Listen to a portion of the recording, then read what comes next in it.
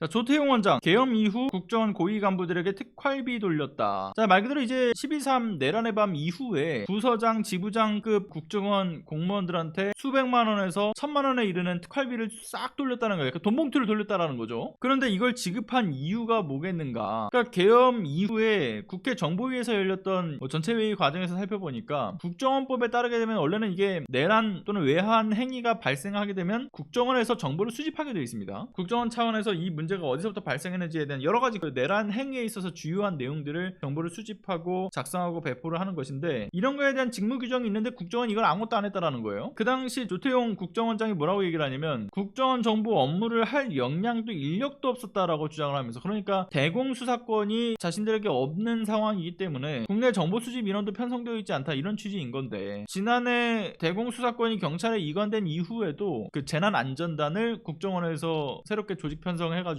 이걸 통해서 국내 정보 수집에 대한 조직을 다시 부활시킨 거 아니냐, 이런 움직임에 대한 지적도 있었던 데다가 심지어 지난해까지도 보게 되면 대공수사관들이 군 관련 정보 쪽으로 대부분 좀 집중해서 편성이 되어 있어서 그렇게 활동을 해왔던 점까지도 고려하게 되면 사실 국정원이 의지만 있다라고 한다면 충분히 관련된 정보를 수집하고 정리를 했을 것이고, 또 명문화되어 있는 규정에 또 있기 때문에 이걸 하지 않았다라고 하는 것은 굉장히 의아스러운, 명백한 또 직무유기 행위에 해당하는 거죠. 그러면서 내란의 밤 이후에도 아무것도 하지 않고 두 손 두 발 다 들고 있었던 것에 대해서 거기에 수사 인력이 없어서 이게 말이 되는 이야기입니까? 결과적으로 그 말이 안 되는 이야기의 바탕에, 그러니까 내란의 밤 이후에 특활비를 돌린 것까지는 우리가 어떤 식으로 이거를 연결해서 해석할 수 있겠습니까?